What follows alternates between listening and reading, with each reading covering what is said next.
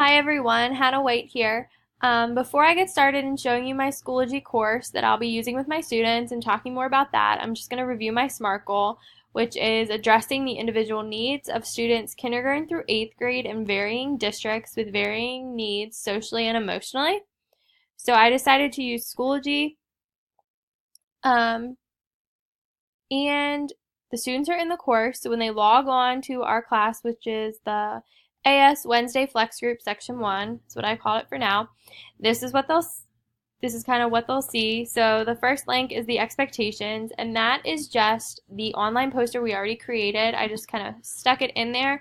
So they understand the station rotation model. The expectations are clearly listed. They know the 3 stations, any tech problems, our absence policy, and then where they can find me, which is actually changing, so I need to revisit that. And my email if they have any questions, so that's there for them to utilize. How I have it set up is I unfortunately don't have access to use their projection system, and I never really know what room I'm going to be in. I could be using the middle of the library, or I could be in the back room of the library. It's just kind of depends during flex where a lot of the students go. I try to pick a quiet spot, which also leads me to the next thing is I'm not sure how I'm going to set up the stations quite yet. It's going to kind of be a day by day thing once I know the room I'm in. Um, and I'll kind of try to reposition things, but not ruin the environment because I will be in the library. So up on the board will be the digital agenda, which I'm going to click. It's actually in my February 27th folder where they will be directed to go. I already have my digital agenda printed and ready to I'll have out so they know. So working with set up in 10-minute increments, and they'll know where to go. And then the agenda is down here. So they'll see when they're working with me tomorrow for the 10 minutes, we'll be doing progress monitoring. The working solo, they'll click on the February 27th folder, click on the folder with their name, read through all the tasks, complete the tasks in order. And then for the last 10 minutes, we're going to do a group activity. We're going to play the game Ungame. And then down at the bottom, I have if you finish all your work at a station early, you can do homework while you wait for the station switch.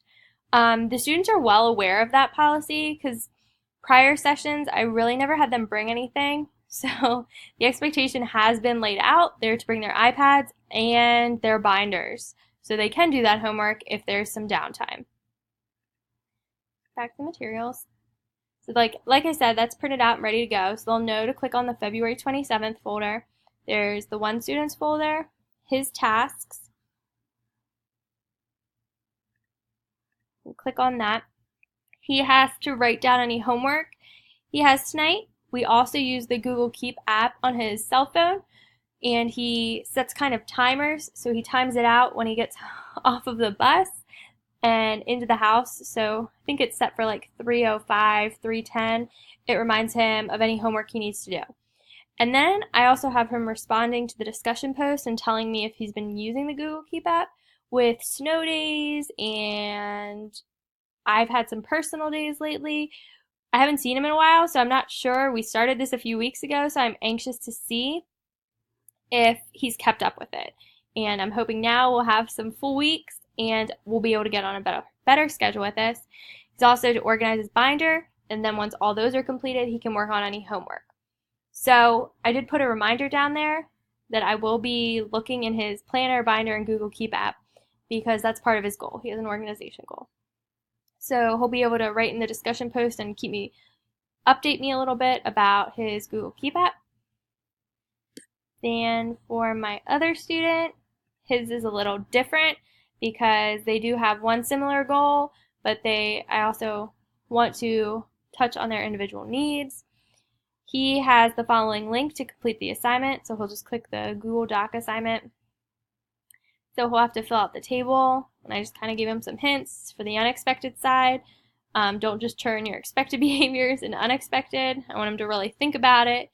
And then when listing the behavior, how the behavior makes people feel, I want him to use a variety of emotions. A lot of my students get stuck. Unexpected behaviors, they just make people feel sad and mad. There's a very big plethora of emotions that I really want him to touch into and start thinking about. He is in middle school, so we do know more emotions than just happy, sad, and mad. So those are his 2 tasks, and that's what they'll have to do. And then, like I said, when they're with me, they'll work on the progress monitoring, and then we'll come together for the last 10 minutes as a group and play the game. So the one thing, since I don't necessarily teach like a unit, like you might have a science unit or a math unit,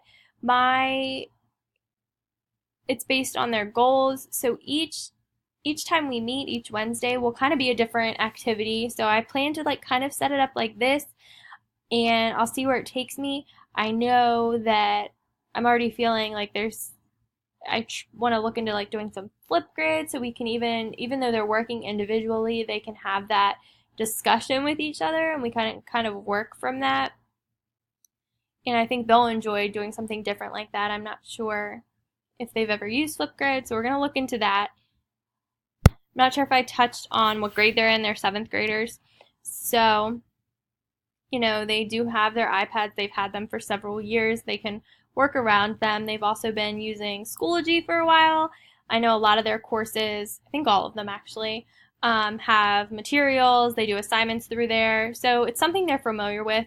I'm not anticipating many problems. I think the biggest thing is, since it is different, me having them bring their iPad and their binders down, I think we might have a little learning curve there. So I'm hoping we don't have too much of one and they bring all their materials needed. I'm going to try and touch base with them prior to our session so I can kind of, hey, don't forget. And also, hey, don't forget to come, because sometimes one of them comes or none of them show up and I have to go find them.